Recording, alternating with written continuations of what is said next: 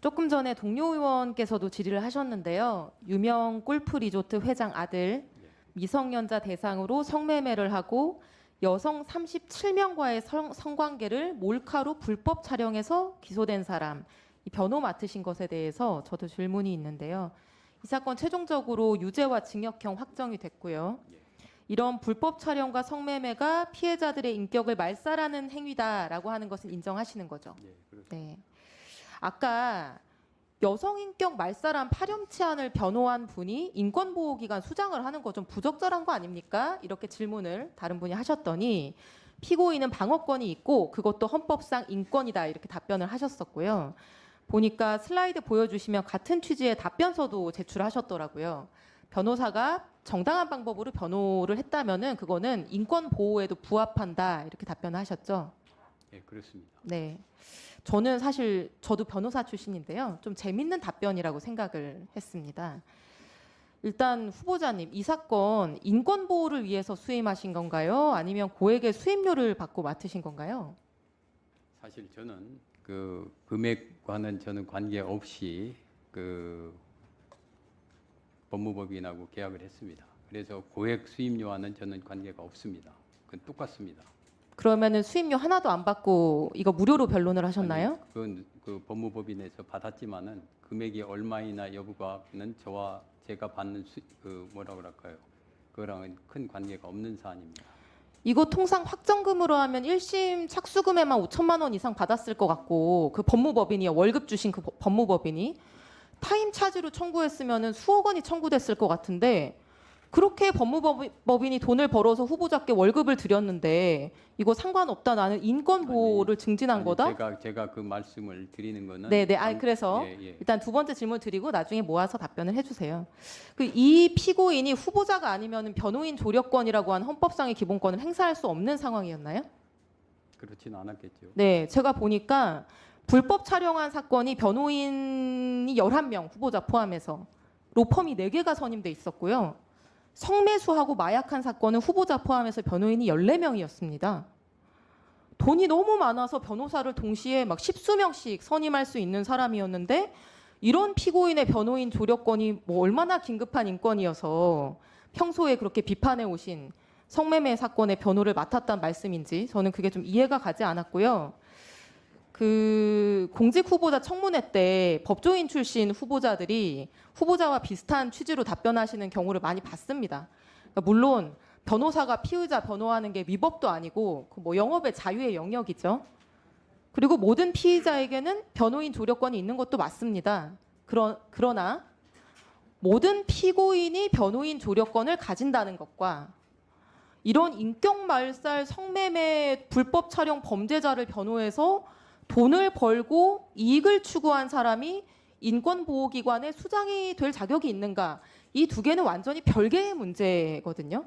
그래서 이것이 그 답변이 저는 부적절한 답변으로 보이고 그런 의견을 드리겠습니다. 다음 질문 드리겠는데요. 후보자님, 지금 인권위 권고에 대해서 수용률이 어느 정도 되는지 알고 계십니까? 수용률이요. 구체적인 숫자는 지금 기억이 네. 나지 않습니다. 뭐 일부 수용 이런 거 제외하고 권고 자체가 이제 수용이 된 거는 2018년에는 한 86% 수용이 됐었는데요. 지금 점점 떨어져서 5년 동안 20포인트가 떨어졌습니다. 그래서 슬라이드 보시는 바와 같이 2023년에는 66%. 그러니까 인권위가 어렵게 조사하고 힘들게 뭐 결론 도출해서 권고를 하는데 10건 중에 6건만 수용이 된다는 거예요.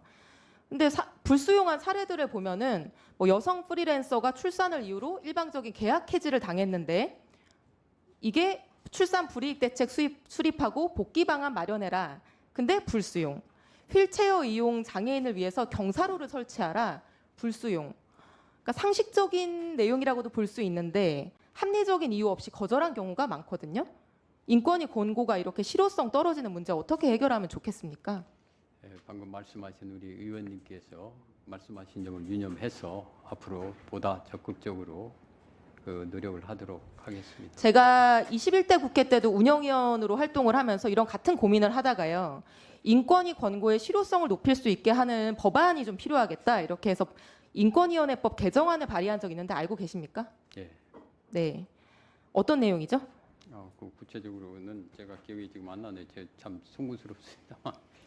인권위가 시정 공고를 했는데 예. 그 원래 90일 내에 뭐 계획서를 제출해야 되죠. 예, 예. 근데 90일 내에 제출하지 못하면은 왜 제출 못했는지 사유를 예. 인권위에 알려야 되고요. 예.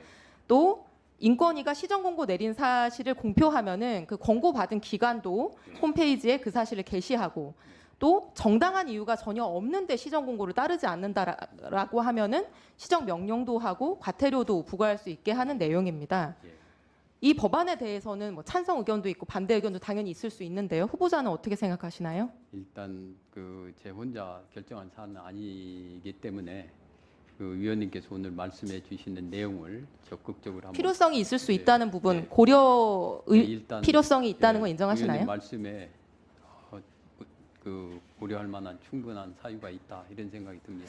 근데요, 슬라이드를 보여주시면 5번 슬라이드. 후보자께서 공동대표를 최근까지도 맡고 계시는 보건법률가회에서 성명서를 발표한 적이 있습니다. 예, 예. 제가 이 성명서를 보고 너무 무서웠는데요. 동성애와 동성혼 조장을 획책하는 차별금지법의 우회 입법 시도이고 철회하지 않을 경우에 끝까지 책임을 묻겠다 뭐 이런 건 거예요. 다음 슬라이드도 보여주시면은 이게 제가 표현이 좀 무서워서 긁어왔는데 국가인권위원회 권한 강화는 법치주의를 위협하고 국민의 자유를 억압하는 새로운 전제주의의 등장을 의미한다. 국가인권위원회의 심사와 개입이 강제되어 국민은 전제주의 체제하에 노예가 될 것이다. 제가 발의한 법안이 전제주의 체제하에 노예를 만드는 법치주의 파괴 법안이라고 하는 게 후보자께서 공동대표를 맡고 계신 단체의 공식 입장인데 그 입장에 대해서 동의하시나요? 예, 말씀을 드리겠습니다. 제가 이 기독법률가 회에 주도적인 역할을 한 건 아닙니다. 의전에도 말씀을 드렸지만 거기에는 상임 대표 한 분이 계시고 공동 대표는 8분이 있고 그 다음에 운영위원회가 있습니다. 그 운영위원회 중심으로 이것이 운영되고 그래서 그런 모든 발표가 어떤 누구 그 사전 동의를 받고 이렇게 나갔는지는 않는 그 형식으로 돼 있습니다. 그래서 제가 이 부분에 대해서 구체적으로 막 뭘 했다 이런 기억이 없습니다. 이 내용 자체에 동의하시는 건 아니란 말씀이신 거죠? 이런 부분에 대해서는 지금 보니까 반드시 이렇게까지 나가야 될 필요가 있었나 하는 생각을 갖습니다.